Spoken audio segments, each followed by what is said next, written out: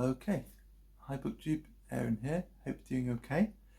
Today for Tag Tuesday I'm doing the finish the book tag, and the creator of this tag is shrouded in the mists of history.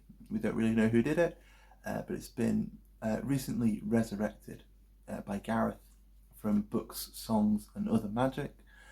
So I'll pop his version of the tag down in the description, along with a few other versions, just to give you a taste, see some other versions. But it's just a fun little tag about some of the funny rituals and traditions we all kind of have in our reading. So the first prompt here is, do you keep a list of the books that you've read? And I suppose I do. They're all logged and tallied up. I use Goodreads and Storygraph. Storygraph is, I suppose, my own sort of secret sort of record of my books, mainly just because it seems like less people use it, and so I don't really have many people following me or anything on Storygraph, and so yeah, Goodreads is more of a reading social media, and although I do keep a log of all my books on there, for me Goodreads is more to be nosy and see what other people are reading. Yeah, on Goodreads and Storygraph I do log everything that I read, and I do tend to end up writing down everything I read, although it's kind of haphazard. Before I had Goodreads and things like that, I would just write a list. I quite liked a good list, and I'm a bit addicted to writing lists. The second prompt is, what stats do you record? So Storygraph is pretty fun because that sort of records loads of all this sort of I suppose it records loads of stats for you. So it has genre and the length of the book. Obviously with both Goodreads and Storygraph you're getting the number of books you read every year and the number of pages, things like that. Storygraph does most read author, and you can see maybe how the number of pages you're reading per month is changing as the year goes on, things like that. There are some stats that I'm recording myself, and so I'm trying to keep track of the original language of each book that I read and the country that the author came from or wrote in. I'm kind of taking a judgment call on an author by author basis. And I'm also keeping a track of the surname of every author as well, because I'm doing an alphabet challenge. So I'm trying to tackle an author for every letter of the alphabet. I'm going to see how well I do.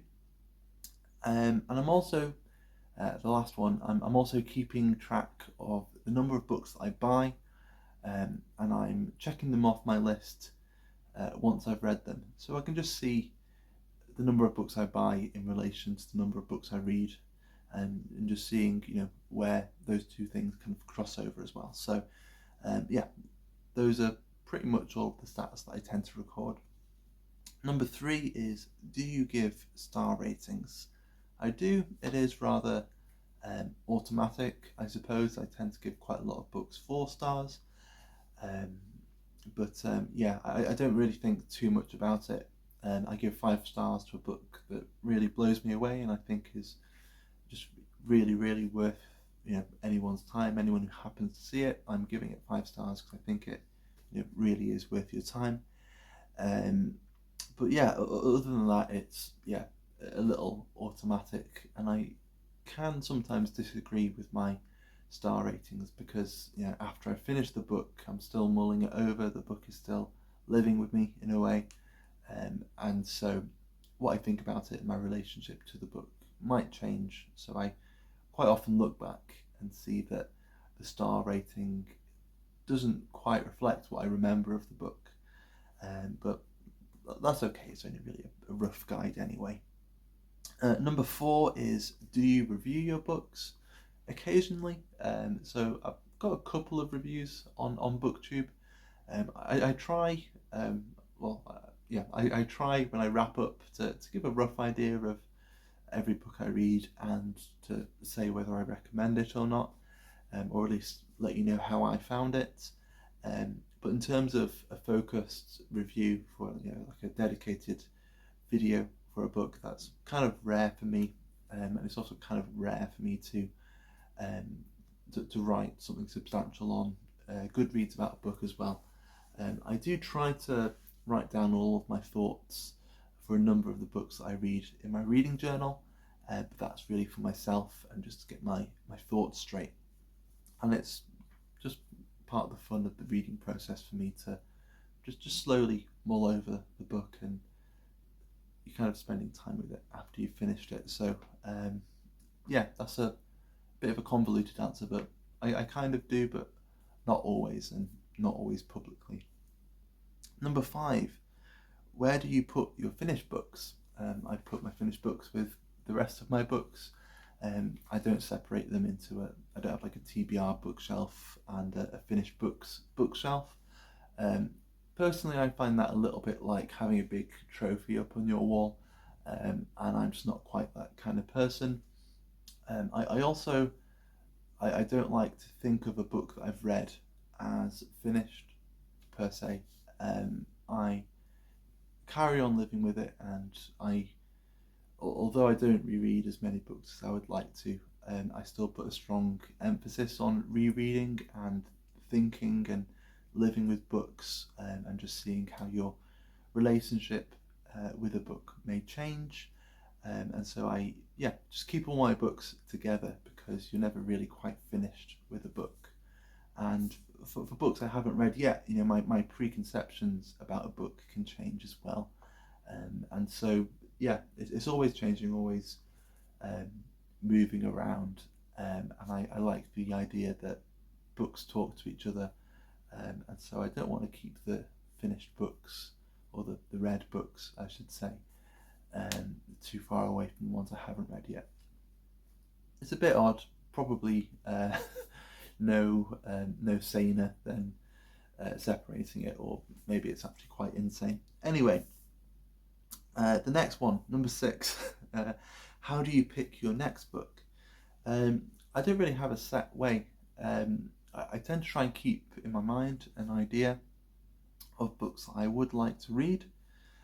For a long time, after I'd finished a book, I would then just look at my shelves and just see what jumps out at me, which it's quite a fun way to do it. I'm a little more planned now, so I have a rough idea of what I want to read. At certain points, reading events, things like that help. But recently, I think it was in a video that I made fairly recently, I've been asking myself, am I really reading what I want to be reading? And so I've made myself a little list of 15 books that I'd like to read this year. I didn't want it to be too much longer, because I didn't want it to be an overwhelming list, but neither did I want it to be too short. I wanted it to be nice and juicy. So we've got Anna Karenina by Tolstoy, there's The Castle by Kafka, Souls of the Labdi Tract, which I've got here. I've just finished it, a little slim poetry collection, and it was really, really good. There's Austerlitz by W.G. Sebald, If on a Winter's Night a Traveller by Italo Calvino, Remembrance of Things Past by Marcel Proust. I've been reading that very slowly, but I would really quite like to finish it this year. Istanbul by, I've forgotten the full name of the author, I've just got the surname Hughes down there, and I'll pop it up on the screen. The Bell Jar by Sylvia Plath. I'd like to reread some Rilke poems. The Metamorphosis by Ovid. Gaudet by Ted Hughes. A Man in Love by Knausgaard. Some more William Blake. I'd like to finish his complete poems this year.